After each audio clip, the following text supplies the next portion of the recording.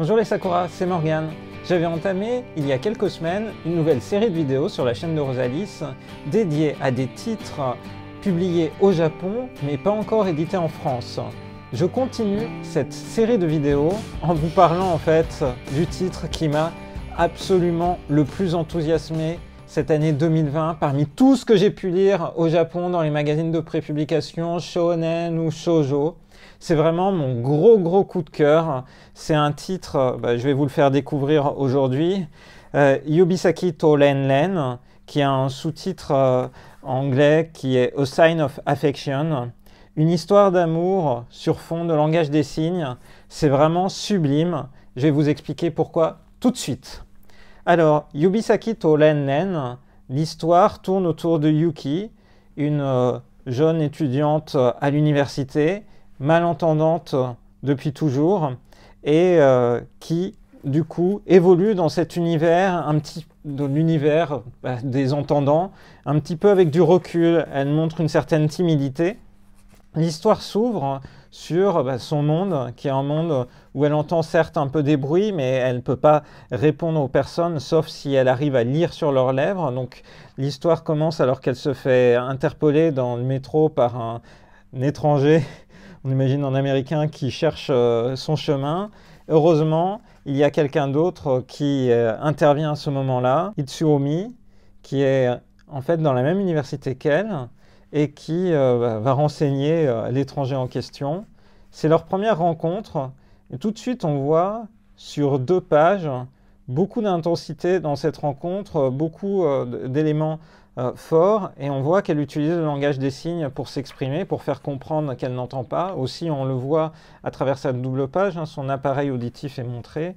Je trouvais que c'était 2 pages déjà qui situaient toute l'intrigue. Je pense que vous voyez ces 2 pages, il n'y a pas de texte, mais on comprend tout. Et comment elle s'exprime avec les autres? Elle s'exprime en écrivant sur son smartphone. Donc souvent, il y a des bulles comme ici, où on voit son smartphone, et quand elle lit sur les lèvres des autres personnages, les caractères sont moins forts, donc en caractère plus léger qu'en temps normal, quand c'est ses propres pensées ou que c'est d'autres entendants qui parlent les uns avec les autres. Et c'est ainsi que déjà on plonge dans un univers où rien qu'au niveau de la typographie et de la représentation du monde des sons par rapport à quelqu'un qui est malentendant, on a cette manière de capter les choses. Et donc elle rencontre cet individu, Itsuomi, qui est en fait dans la même université, qui fréquente en cercle une sorte de club dédié à l'international, donc au voyage, aux échanges avec des étrangers. Et c'est quelqu'un, du coup, qui vit des choses totalement différentes. Parce que c'est quelqu'un qui voyage beaucoup et qui aussi a un baito, donc qui travaille dans un restaurant, plutôt un bar, le soir, et qu'elle va retrouver dès, on va dire, la même journée. Et du coup, il se noue un lien entre eux deux. Ils vont commencer à discuter. Là, on voit, il la ramène chez elle dans le quartier. Mais tout de suite, c'est quelque chose de fort qui est en train de se nouer parce que Itsuomi a envie, visiblement, de découvrir le monde de Yuki et réciproquement. Yuki va justement lui demander au début de l'histoire quelle est la taille du monde? Est-ce que le monde est grand? Est-ce que tu peux me dire comment le monde est grand? Et c'est quelque chose qui va essayer de lui faire découvrir. Par exemple, assez vite, on se rend compte que Itsuomi est un personnage assez intriguant, qui est vraiment ouvert sur le monde, qui voyage, ce qui au Japon n'est pas si souvent le cas, même si je connais des jeunes collègues étudiants qui sont partis à l'étranger. C'est quelque chose qui est un peu en train de changer de ce point de vue-là. Et donc là, Itsuomi, par exemple, dans le chapitre 2, on le voit partir en voyage au Laos. Et il envoie à Yuki des photos prises au Laos. Et lui parle un tout petit peu. C'est juste des petites touches de rien du tout à propos de la qualité du Wi-Fi ou de ce qu'il a dépensé en termes de monnaie, par lequel il lui fait passer quelque chose, il lui ouvre ses horizons. Et globalement, il témoigne aussi d'un intérêt pour la langue des signes. Très tôt, et il y a cet élément-là qui apparaît, c'est-à-dire cette volonté de comprendre et de communiquer à travers le langage qui est le langage de Yuki. À tel point qu'il lui demande du coup de lui apprendre des choses, et Yuki va aussi se mettre à même lui préparer un petit cahier, j'ai trouvé ça très mignon, un petit cahier pour lui expliquer les différents signes, le début de la langue des signes pour apprendre à la maîtriser. Et il y a du coup beaucoup de finesse dans la manière dont le handicap, en l'occurrence ici le handicap sonore, est traité, avec beaucoup de tendresse entre les différents personnages. On est dans un univers où on est dans un univers bienveillant. Et ça fait du bien, particulièrement dans les temps qu'on vit en 2020, de plonger dans un univers de volonté, de compréhension de l'autre, et de compréhension mutuelle, de compréhension réciproque. À cela s'ajoute le fait, vous l'avez compris, que le manga est tout simplement sublime.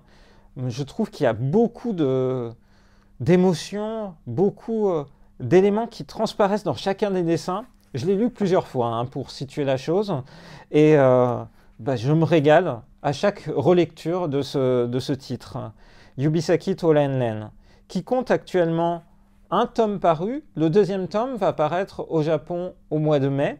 C'est un manga qui est prépublié dans un magazine que vous savez, si vous suivez la chaîne, que j'adore. C'est le magazine Dessert. Et d'ailleurs, on voit que pour le numéro d'avril, c'était carrément le manga qui faisait la couverture du magazine, puisque c'est un titre dont c'est le premier tome, mais qui en est déjà... Moi, j'ai dû attendre avant de le trouver, le volume relié, puisque c'était la 3e réédition. Donc le tome 1 est sorti le 13 décembre au Japon, et le 14 février, c'était la 3e réédition. C'est à ce moment-là que j'ai pu mettre la main dessus. C'est dire combien ce titre attire, fait parler. C'est pour ça qu'il fait si tôt aussi la couverture du magazine Dessert. Et avec, là, par exemple, une planche couleur qui ouvre le chapitre 7. Et j'ai trouvé ça vraiment incroyable comme histoire. C'est très bien dessiné.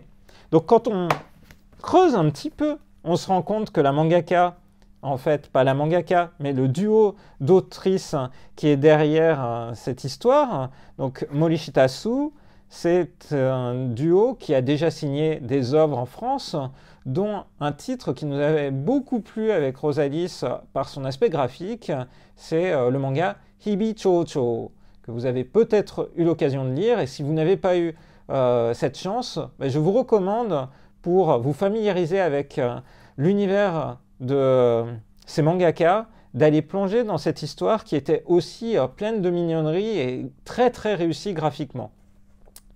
Donc, Yubisaki to Renren, un tome paru à ce jour, 7 chapitres très exactement, enfin 8, puisqu'il y a le dernier numéro de Dessert qui est là, qui contient le 8e chapitre, avec vraiment toujours la même sensibilité. J'adore tout simplement ce qui est dedans. Donc c'est un manga qui apparaît très tôt, il était en ouverture du volume précédent. Là, c'est le 2e manga qui apparaît dans le magazine. Donc c'est dire combien il a du succès. Et on peut voir ici, du coup, la page d'ouverture du chapitre 8, avec l'annonce de la parution du 2e tankobon pour le 13 mai.